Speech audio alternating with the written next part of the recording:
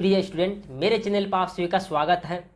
हम आशा करते हैं, उम्मीद करते हैं कि आप सभी स्वस्थ होंगे और मस्त होंगे, अच्छे से एग्जाम की तैयारी कर पा रहे होंगे। तो प्रिय स्टूडेंट, आज के क्लास में हम आप सभी के लिए लेकर आए हैं यानी चैप्टर नंबर 5 क्लास 10th का सोशल साइंस चल रहा है। सोशल साइंस में हिस्ट्री चल रहा है यानी इतिहास चल रहा है। इतिहास का चैप्टर नंबर 5 चल रहा है यानी अध्याय का नाम है अर्थव्यवस्था और आजीविका। देखिए, अर्थव्यवस्था और आजीविका, सबसे पहले यह चैप्टर अपने आप में महत्वपूर्ण है। हमारे यहाँ से कुछ चीज़ क्लास कैसे चलता है, देखिए डेली क्लास चलता है और पीडीएफ नोट्स जो है ना ये फ्री में मिलता है। नोट्स का हम बात करेंगे, सारा चीज़ ये पीडीएफ और फ्री में है। प्रिंटेड पीडीएफ हो चाहे यह स्क्रीन पीडीएफ हो, जैसे अभी मैं पढ़ा रहा हूँ, ये सारा कंटेंट क्या है आपको फ्री में प्रोवाइड किया जा रहा है। इसीलिए आप सभी से मैं रिक्वेस्ट करना चाहूँगा कि आप सभी जो है ना एक अच्छे तरीका से काम करने का प्रयास कीजिए और साथ ही साथ अपने तैयारी को एक अलग लेवल से कीजिए ताकि आपका मार्क जो अच्छे ला सके। देखिए, मैट्रिक का मार्क हर कोई देखता है क्योंकि मैट्रिक जो क्लास 10th जो है ना आपका, यह पहला चरम है। यानी आपने जो कुछ पढ़ा है 10 साल में, सारा चीज़ आपका लोगों को मार्क्स से ही पता चलेगा। आपने कितना मेहनत की है कोई नहीं देखता, आपने पढ़ाई पे कितना मेहनत की, लेकिन मार्क अच्छा होना चाहिए, लाना है आपको। अभी से आपका माइंड मेकअप कर लीजिए, ऐसा कि मतलब माइंड सेटअप कर लीजिए कि हमको मार्क अच्छा लाना है, बहुत ही बेहतरीन तरीका लाना है और मतलब पूरा स्कोर 450 पास करना है, यानी टॉप में जाना है। आपको ऐसा सोचना है कि टॉप में जाना है, ठीक ना। चलिए आज की क्लास, सबसे पहले हम सब दिन क्लास स्टार्ट करने से पहले आपको कुछ एक लाइनें सुनाता हूँ।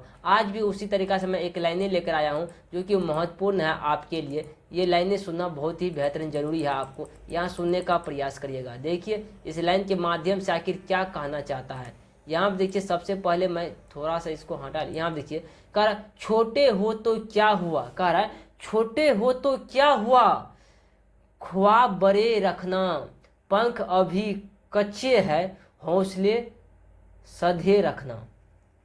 सधे रखना मतलब कह रहा छोटे है तो क्या हुआ, ख्वाब बड़े रखना, पंख अभी कच्चे है, पंख जो है ना अभी कच्चे है तो हौसले सधे रखना। मतलब ये है, मतलब देखिए अभी आपका तैयारी अच्छा नहीं है तो क्या हुआ, मतलब आप तो खड़े रहिए, मतलब कहीं सोचिए कि हम तैयारी अच्छा करेंगे, लेकिन हौसला रखना, हौसला नहीं गिराना आपको कभी भी। क्या करना है, हौसला बिल्कुल नहीं गिराना आपको। चलिए इस लाइनिंग के माध्यम से, इस लाइनिंग के बाद ही मैं क्लास को स्टार्ट करना चाहूँगा आप एक अलग लेवल से। देखिए सबसे पहले इस चैप्टर का अर्थ समझ लेते हैं। देखिए कोई भी चीज़ स्टार्ट होता है जिसका शीर्षक जो लिखा जाता है उसका कुछ ना कुछ अर्थ होता है, वही अर्थ समझाएंगे हम। देखिए अर्थव्यवस्था क्या, देखिए अर्थव्यवस्था, देखिए सबसे पहले आजीविका का अर्थ समझिए। इसका अर्थ होता है लोग जिंदगी यापन करने के लिए कुछ अर्जते, संपत्ति अर्जते, जैसे में रोटी कपड़ा मकान ये से जीवन यापन होता है ना, यही चीज़ों को आजीविका कहते हैं। उनको जीवन जीने के लिए जो चीज़ भी जरूरी होती है उसे आजीविका कहते हैं। और यहाँ देखिए अर्थव्यवस्था क्या है, आप जिन जिन माध्यम से अपने अर्जित किया है, जैसे उद्योग जो हो रहा है, बड़े बड़े काम फैक्ट्री में जो हो रहा है, यहाँ से आएंगे अर्थव्यवस्था। आपके देश का अर्थव्यवस्था कैसा है, मजबूत है या नहीं है, मतलब क्या काम आपको सौले से क्या आपको मिल जा रहा है, आप बेरोजगार तो नहीं हो, वही हुआ अर्थव्यवस्था। तो अब यहाँ से हम स्टार्ट करेंगे। सबसे पहले देखिए यह क्वेश्चन पूछ दिया जाता है एग्जाम में, देखिए क्वेश्चन भी हम करवाते जाएंगे और चैप्टर को भी समझाते जाएंगे एक महत्वपूर्ण तरीका से।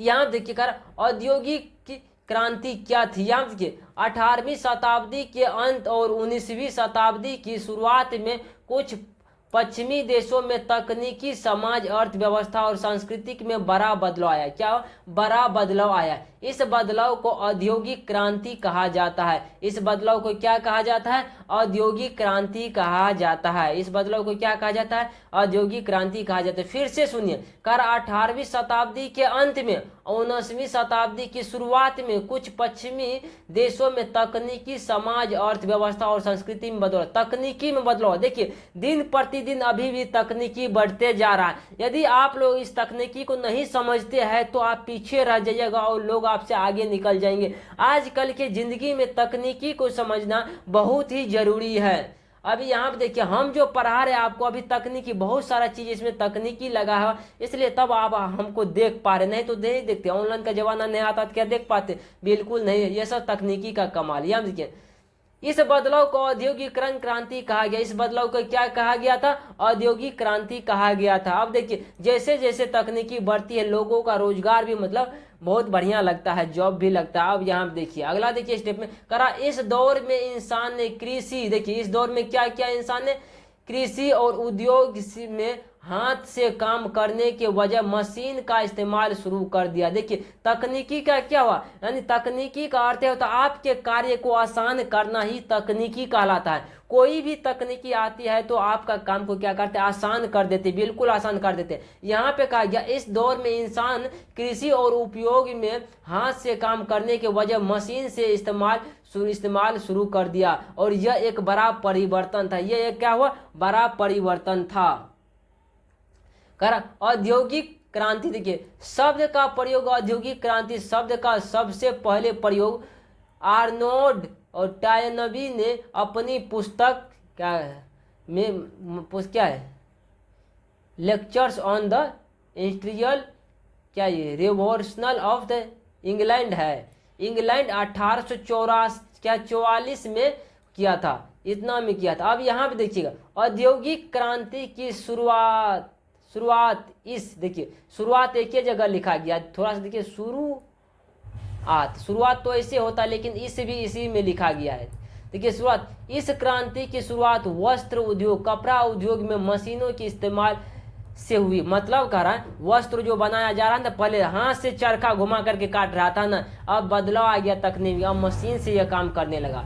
इसके बाद देखिएगा औद्योगिक क्रांति का समय, देखिए औद्योगिक क्रांति का समय क्या था। देखिए 1760 ईस्वी से 1890 ईस्वी तक का समय जो औद्योगिक क्रांति का काल माना जाता है। क्या माना जाता है? औद्योगिक क्रांति का काल माना जाता है। और इसे वर्गहीन क्रांति भी कहा जाता है। इसे क्या कहा जाता है?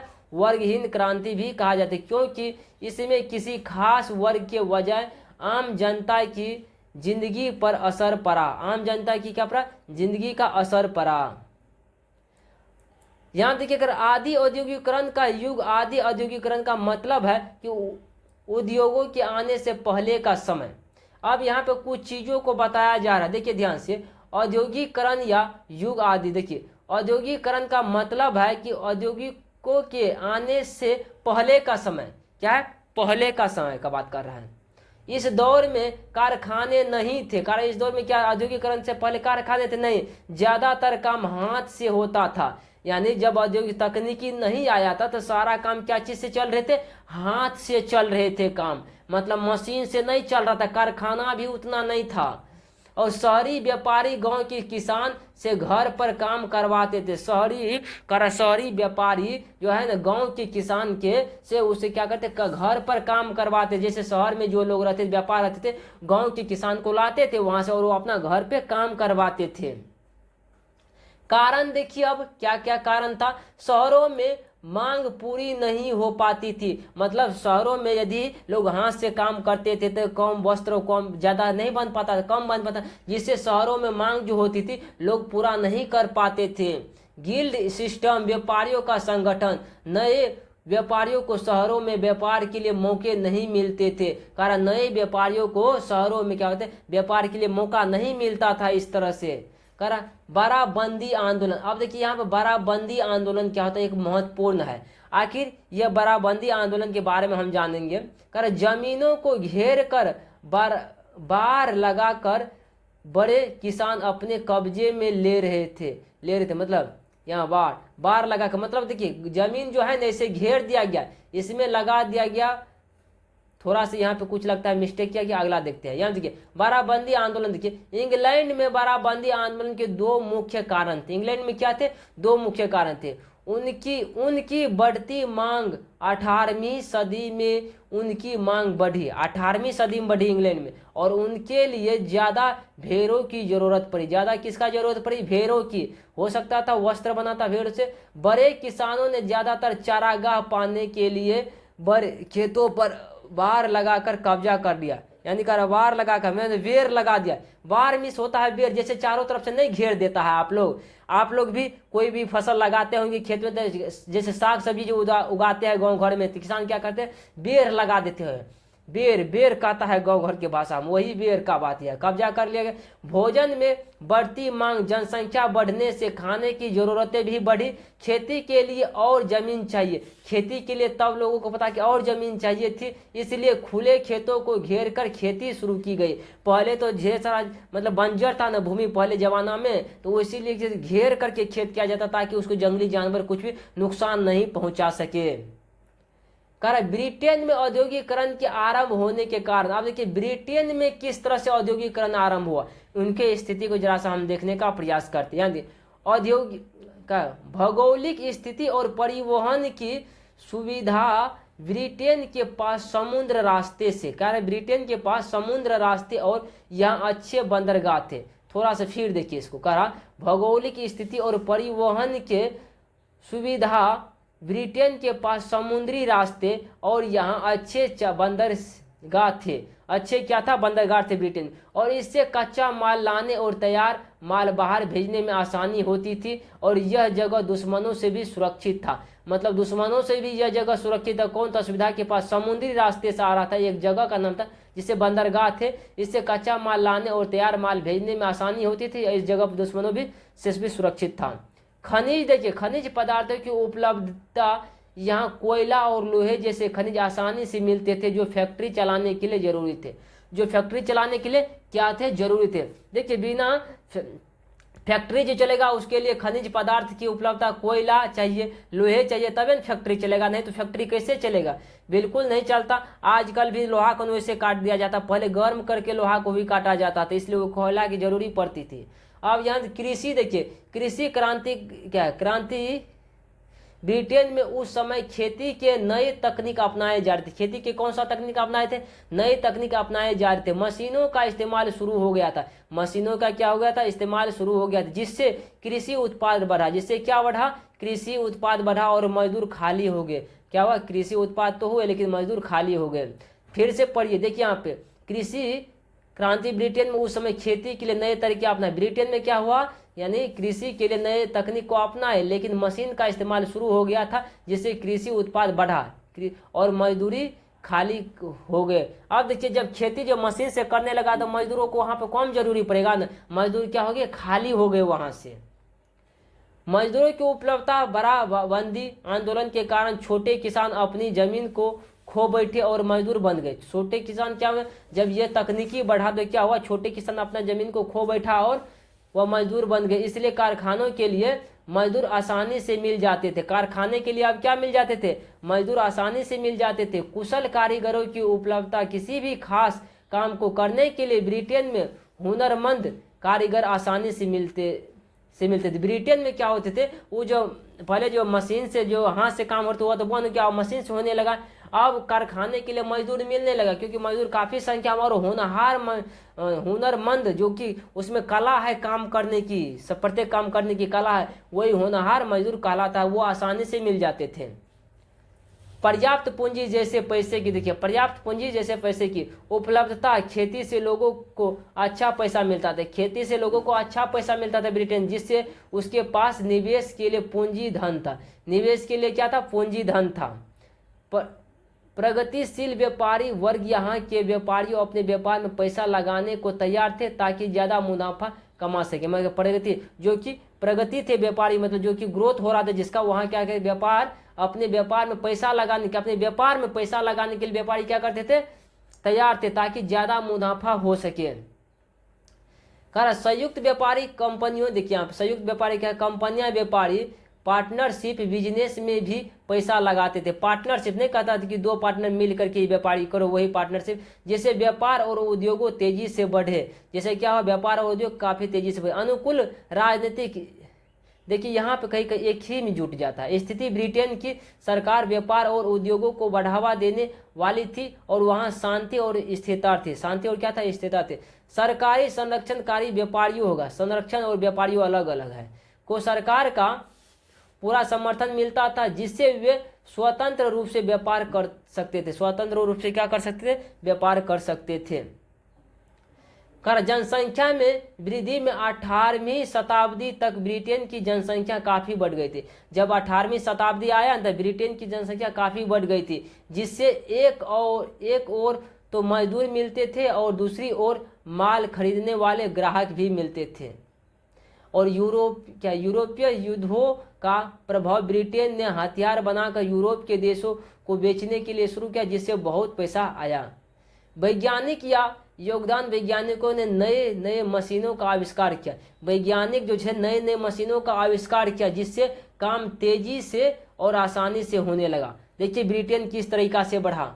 उपनिवेशवाद, ब्रिटेन ने कई देशों पर कब्जा कर लिया। तो उपनिवेशवाद के बारे में जानते हैं, जब कमजोर देश पर शक्तिशाली देश क्या करते हैं, अपना अधिकार जमा लेते हैं। वही वहां से कच्चा माल लाकर रास्ते में सामान बना करके उन्हीं देशों को महंगे दामों पर बेचता था। उसे कच्चा माल लाता था, उसे सामान बनाता था, फिर उसे अधिक मूल्य पे बेचता था।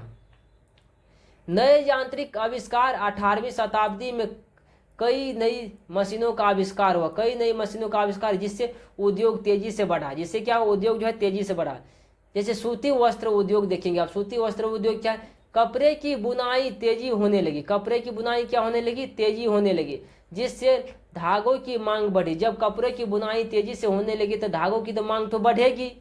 तो 1770 में जेम्स हारग्रीव्स ने स्पिनिंग जेनी नाम की एक मशीन बनाई, जो धागे की कटाई करती थी। स्पिनिंग जेनी नाम की एक मशीन बनी जो धागे की कटाई करती थी। औद्योगिक क्रांति के प्रभाव देखेंगे। औद्योगिक क्रांति के कुछ तो कुछ प्रभाव पड़ा था जब इतना हमवाला हुआ। तो अब यहाँ देखिए, मशीनों के आविष्कार से पहले का समय, मशीन के आविष्कार से पहले सूती वस्त्र उद्योगी पूरी तरह से मजदूर पर निर्भर था।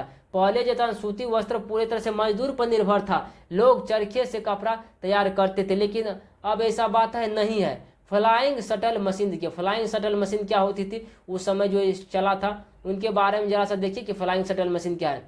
1773 में लंकाशायर के वैज्ञानिक जॉन के ने 1773 में फ्लाइंग शटल मशीन बनाई। इस मशीन से कपड़ों की बुनाई बहुत तेजी से होने लगी। क्या होने लगे, बहुत तेजी से होने लगी।